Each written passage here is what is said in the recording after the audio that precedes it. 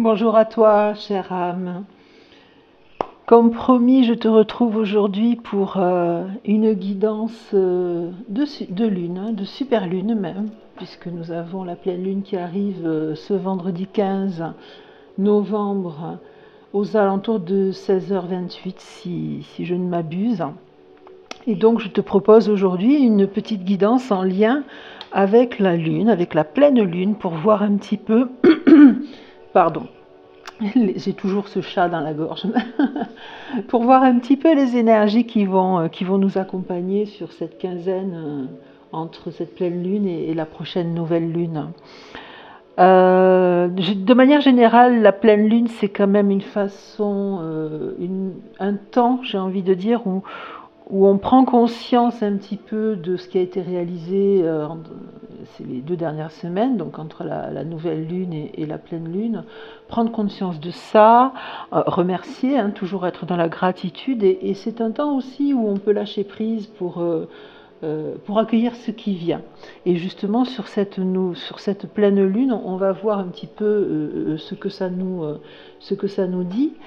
Cette pleine lune, elle s'inscrit dans le signe du zodiaque du taureau. C'est donc une super lune. Une super lune, c'est-à-dire que dans sa rotation, en fait, elle se retrouve à un moment de l'année où elle est très très très proche de la Terre, donc elle paraît plus grosse. Et c'est la dernière en l'occurrence pour 2024. On en a eu plusieurs là d'affilée des super lunes et qui ont été très fortes et très puissantes, et celle-ci sera la dernière. Cette lune s'appelle la lune du castor parce que chez les Indiens d'Amérique, qui avaient un calendrier un petit peu très connecté à la Terre ou à la Lune, voilà, à la nature et aux éléments qui la composent, la lune de novembre correspond à la lune du castor parce que les castors, en fait, à cette période de l'année, tout simplement, se préparent à la saison d'hiver, voilà, à se protéger, à s'abriter pour passer les mois d'hiver et ressortir au printemps. Donc ça, c'était un petit peu rapidement pour te dire à quoi correspond cette lune. Donc on va aller voir maintenant la guidance à proprement parler. Donc voilà, hein, tu me connais maintenant et tu connais mes chouchous. Akasha, avec lequel je travaille en priorité. Béline, que j'adore lui associer. Et aujourd'hui, à la fin, on ira tout simplement tirer une petite carte du petit oracle de Gaïa, qui est très très beau et qui a toujours des messages très inspirants. J'en prendrai une au hasard et je te la lirai. Donc lui, pour le moment, on va le laisser de côté, ainsi que Béline, que je reprendrai très rapidement tout à l'heure. Voilà. Et on va commencer par aller... Je vais cette fois-ci tirer 5 lames, un peu en croix, pour cette guidance particulière de pleine lune. Regarde, il y en a une qui sort et c'est extraordinaire parce que c'est l'énergie yin, l'énergie de la femme qui est quand même symbolisée dans le cosmos par la lune. Donc tu vois, c'est magnifique, je vais la garder et je vais la poser, je pense, en première position. Voilà, on continue un petit peu à voir qu'est-ce qui va sortir sur... hop, il y en a une autre là qui a envie de venir, je vais la mettre en position 2.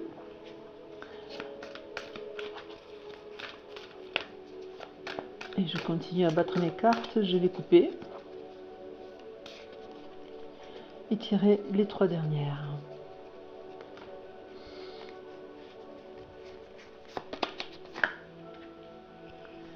Une,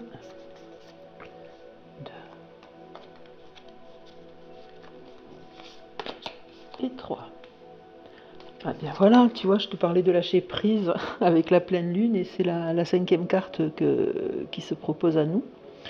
Et en dos de deck, nous avons l'abandon, la prise de responsabilité, la famille et le doute. Très intéressant. On ira voir un petit peu tout ça. Je les pose par là.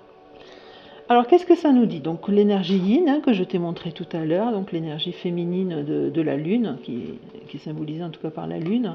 La notion d'injustice, hein, hop, avec la perte en 3e position, le passage, toujours le passage en ce moment, il ressort souvent, et donc le lâcher prise en 5e position. Là, comme ça, ce qui arrive tout de suite, c'est effectivement une notion un petit peu de pause. Ouais, c'est le mot qui me vient.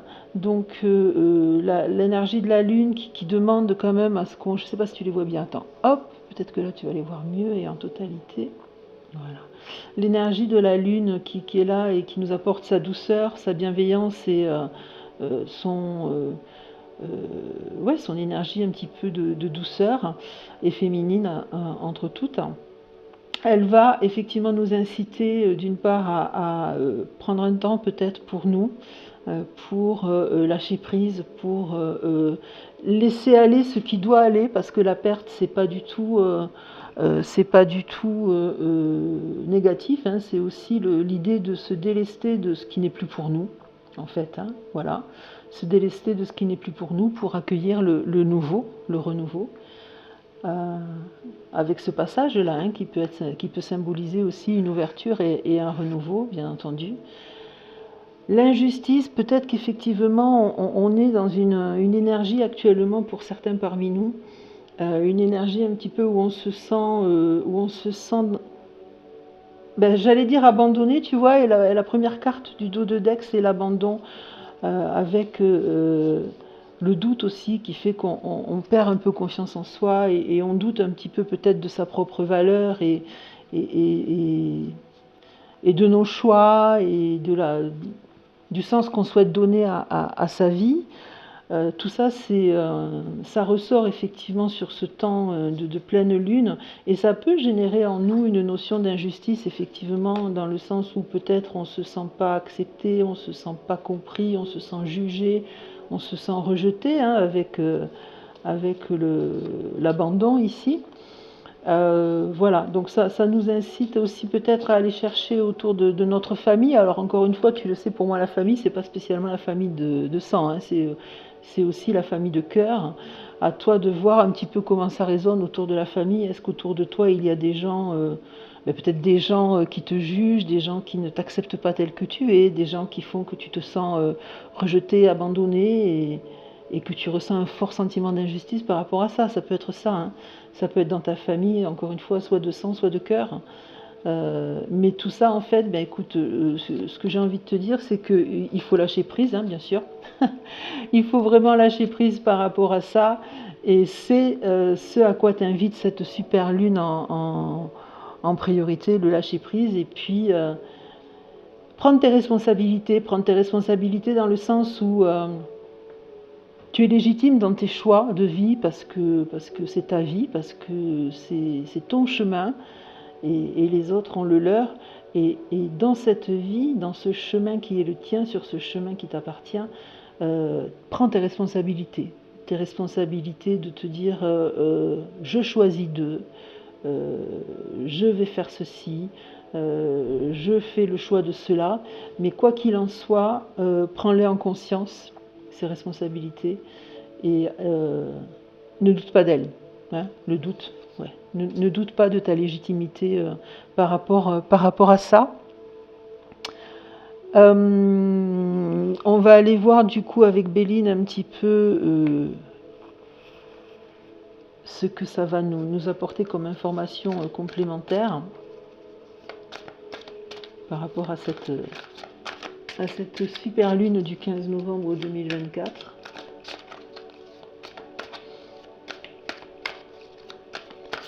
Voilà. On va couper. Et j'ai envie cette fois-ci d'en prendre 4 et non pas 3. Ça m'est venu comme ça à l'instant, donc écoute, je vais m'écouter moi aussi. Je vais en prendre 4 pour voir donc ce que ça nous dit. Et tu vois, regarde, l'étoile de la femme. On a l'énergie yin, l'énergie féminine, et là on retrouve l'étoile de la femme. Donc là aussi, hein, symbolisé par cette lune. Hop, la table.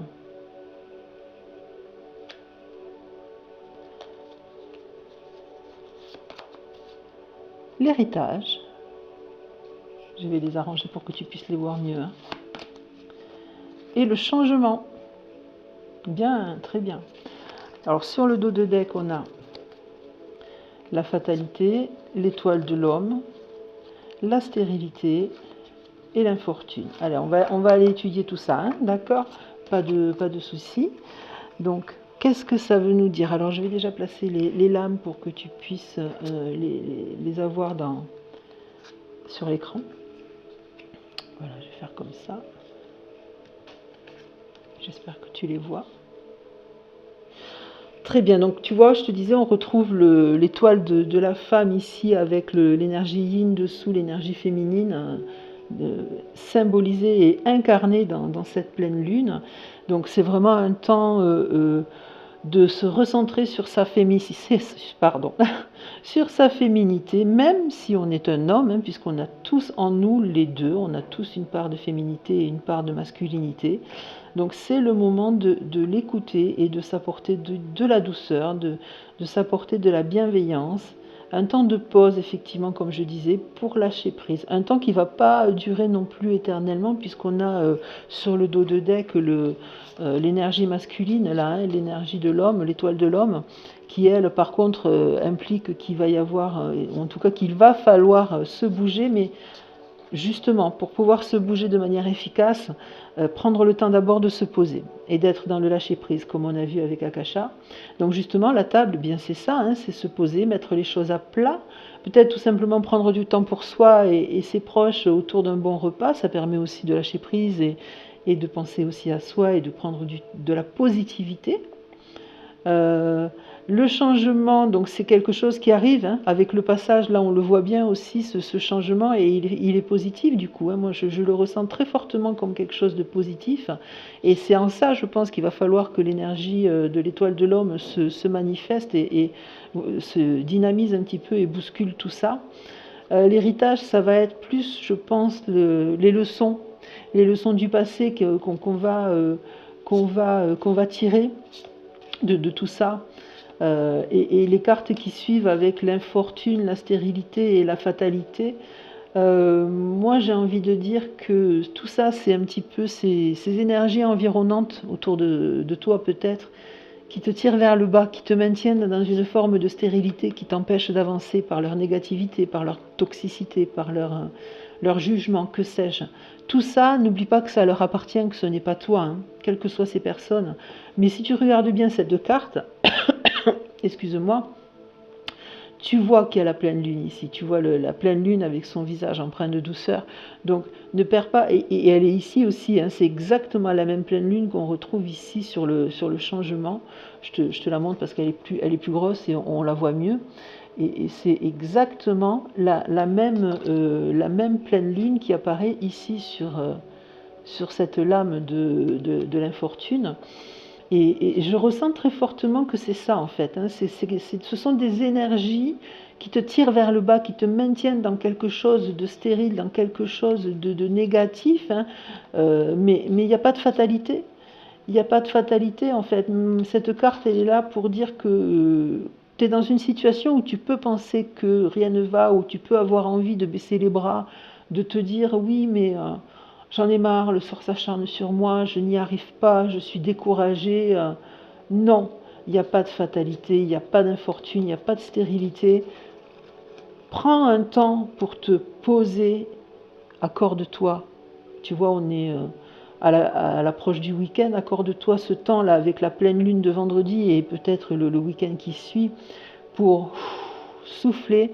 Mais derrière, il va falloir vraiment que tu te bouges et que tu arrêtes de douter de toi, que tu arrêtes de ne pas croire en toi et que tu prennes tes responsabilités et que tu assumes tes choix parce qu'ils sont encore une fois légitimes dans ce que tu vis et dans ce que tu es et sur ton chemin de vie.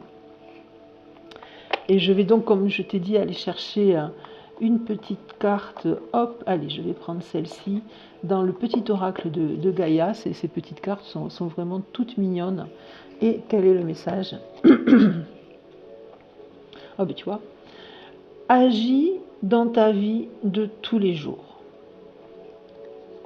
Hop, je te la remontre. Hein. L'étoile de l'homme, l'étoile du mouvement et du dynamisme. La lumière se révèle dans les petites actions du quotidien. Cherche à incarner tes valeurs à chaque moment de ton existence. Ben, tu vois, c'est un résumé vraiment parfait de tout ce que je viens de te dire. Agis en conscience. Ne doute pas de ta légitimité, ne doute pas de tes choix, de tes valeurs, incarne-les, implique-toi dedans, manifeste-les dans les plus petites choses que tu fais et tu vas voir petit à petit les choses vont s'ouvrir. Le passage est là, le passage va s'ouvrir et la lumière est devant toi et tu vas vers elle. N'en doute pas. Voilà, je termine ici pour cette guidance de pleine lune pour le 15 novembre 2024.